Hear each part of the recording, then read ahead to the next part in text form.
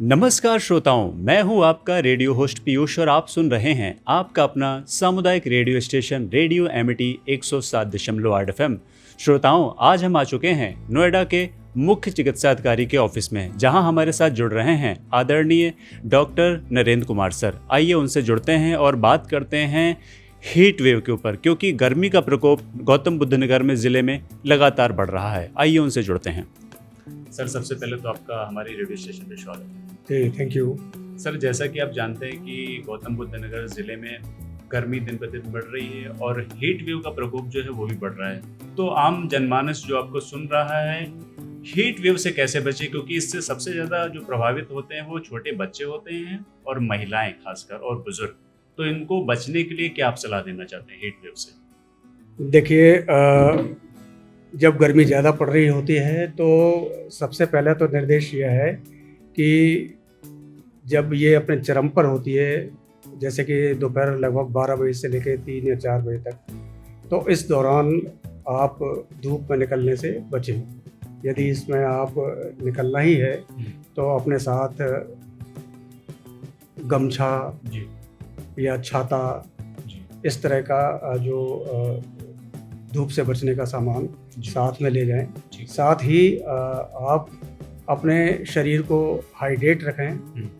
यदि प्यास आपको ना भी लग रही हो तब भी पानी पिएं। अच्छा। लिक्विड पदार्थ लें, जैसे कि लस्सी है, नींबू पानी है, जी इन सब का प्रयोग करें। जी। अभी तो डॉक्टर साहब, जैसे आपने बताया कि पानी पीते रहें, तो पानी के अलावा कुछ ऐसी और भी चीज़ें हैं जो बॉटल्स में लोग पानी में मिला के अपने साथ हमेशा कैरी कर सकते हैं? कुछ देखिए, इसमें ये भी सलाह दी जाती है कि आप इस हीट वेव से या लू से बचने के लिए अपने साथ एक किट रखें। इस किट में आपके पानी, ठंडे पानी की बोतल, जी एक ORS का पैकेट, हाँ जी जो रिहाइड्रेशन का पैकेट होता है, वो आप साथ में रखें जी।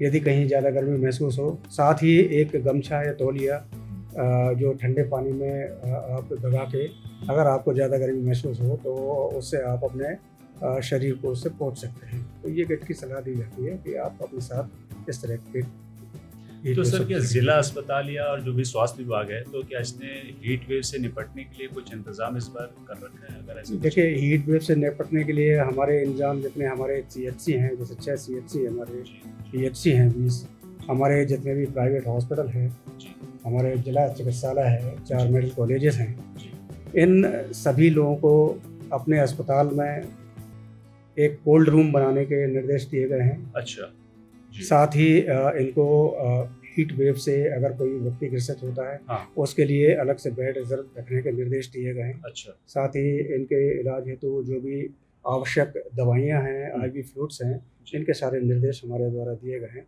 साथ ही ORS कॉर्नर की व्यवस्था की गई है।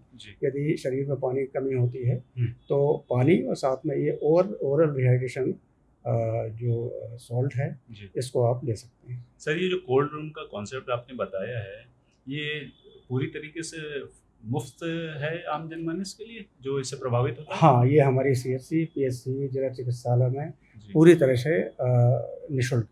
अच्छा, इसमें किसी तरह का कोई चार्ज नहीं, हमारे यहाँ इस तरह का कोई चार्ज नहीं है। यदि कोई भी मरीज जो कि लू से ग्रसित होता है जी, तो उसके लिए ये भर्ती करने की व्यवस्था है और कोल्ड रूम की व्यवस्था है। सर, जाते जाते जो भी हमारे स्टेशन और जो भी आपकी जनता आपको सुन रही है पूरे नोएडा शहर की, उनको आप क्या संदेश देना चाहेंगे लास्ट में?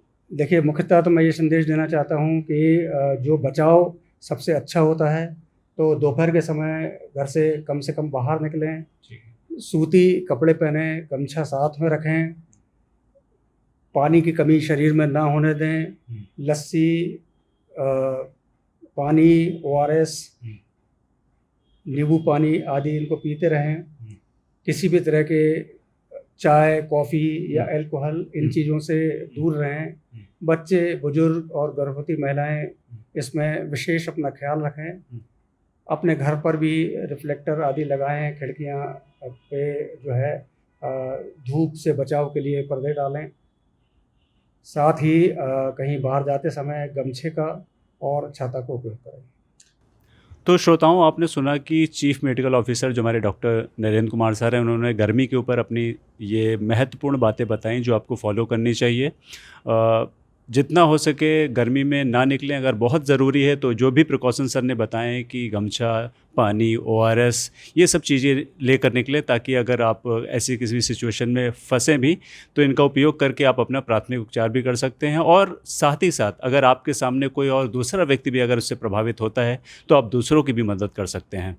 तो इस महत्वपूर्ण जानकारी सुनने के लिए आप सुनते रहिए रेडियो एमिटी 107.8 FM, आपका अपना सामुदायिक रेडियो स्टेशन। नमस्कार। Thank you.